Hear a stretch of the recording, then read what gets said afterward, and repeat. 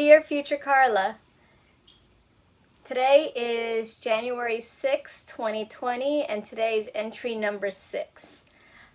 Today was one of those other difficult days where I'm like here at home and I don't really feel like making a video diary.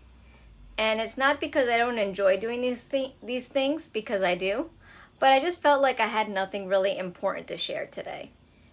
Which is strange, because I always usually have something on my mind to share, but I didn't think there was anything relevant to share with you today, Future Carla. I'm hoping that by the time you're watching this, Future Carla, that you would have already overcome a lot of the time management hurdles that I'm kind of grinding through right now. So, a new practice that I'm starting to do for the new year, as well as all the new practices I've been doing, is tracking my time. I'm trying to really see where my time goes, and I do use several applications. I think there's, I'll list them down in the description below of a couple applications I've used. One of them is like automatic for your computer, and it tracks your time in the background, which is nice, and it's nice to see where you're putting your time in terms of what you're doing on your computer versus what you think you're doing. And there's also like my iPhone. My iPhone also keeps track of what apps I'm using throughout the week, and it gives me a report every single week of how much time I spend on like entertainment apps versus productivity apps versus, I don't know, anything else. My iPad does the same thing as well. So I am using like automatic time trackers. However, I'm using multiple devices. Like sometimes I'll be watching or listening to YouTube videos on my iPad while working on my computer. And while my computer will be like, oh, hey, you were on shift for X amount of time, it's not really specific as, was I on shift checking my work email versus was I on shift checking my personal email. So the thing I've been wanting to track is, where am I putting my time in terms of my focus? Like, am I focusing my time on work versus personal versus my blog stuff versus miscellaneous stuff? And I also just like knowing what tasks I'm trying to focus on. I get really distracted because naturally when you work with computers, you get all kinds of notifications. And while I have dimmed down the notifications, and I'm only getting ones related to like email, because a lot of my important work stuff comes through my email, I still get distracted with the email alone. Anyone who has an inbox can tell you that you get dozens of emails per day, and just seeing one notification can totally ruin your workflow. I also use Timular's like dice. I'll also link to it below. It used to work really, really well. Like, it used to be really Bluetooth compatible, and it would work with my laptop in 2019, and I would just turn it on the side and it would automatically track what like company I was working for. So that way I could kind of get my main priority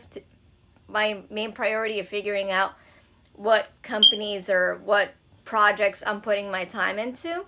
So I would just flip the dice and it would automatically track. Now, for some reason in 2020, when I'm starting to use my dice again, it no work. And I can manually do it from the app itself, but there's been a lot of hiccups I've been experiencing while using their app that is driving me absolutely crazy. So I'm spending like 5 minutes correcting like the 5 or 10 minute intervals of different tasks I'm doing. And it's not automatic, it's not easy, it's very manual. I don't like it. So the third time tracking tool that I am using is my Google Calendar and notebook. So I have a lot of Google Calendars. I have my work Google Calendar, and then I have my personal Google Calendar. On my work Google Calendar, I put what my ideal tasks would be for the day. So I'll put like from 9 to 10, I'm supposed to be working on this. From 10 to this, I'm supposed to be working on that. But as y'all know, reality is different from what actually happens on your calendar, or at least that's how it's been for me. So on the work calendar, I have just the work-related time tracking stuff. And then on my personal calendar, I actually fill in what actually happened. Like if on my calendar, on my work calendar if I have from 9 to 10 checking emails, but I actually finished at like 9:15 and I'm left with 45 minutes, then I'll actually put in, oh, so after I was done with email, I started doing stuff on Alignable, or I started doing stuff on LinkedIn. So my personal calendar, I break it down with more specific things that happened. And that's the key word, what actually happened. So while I'm working, so it's really like not intrusive, I have a notebook in front of me where I actually am writing like I started at this time and then I'm going to wait and then I write what the task is and then I write when it ends. So that way, like 2 times a day, I usually go on my Google Calendar and I like fill in the information I wrote down into the calendar. And it's actually really nice to be able to see, maybe next week, if I do a review of my calendar of the previous week, like what did I actually spend time on. And what's really cool about Google Calendar is that you can kind of color code things. So I can color code tasks that I was working on that was related to work versus what's related for personal versus what's related for my freelancing stuff. So that's been like me playing around with stuff.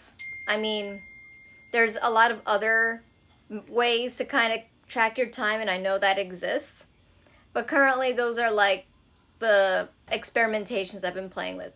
Because one of the big things I wanted to have my mini goals be is to be more conscious of where I'm putting my time.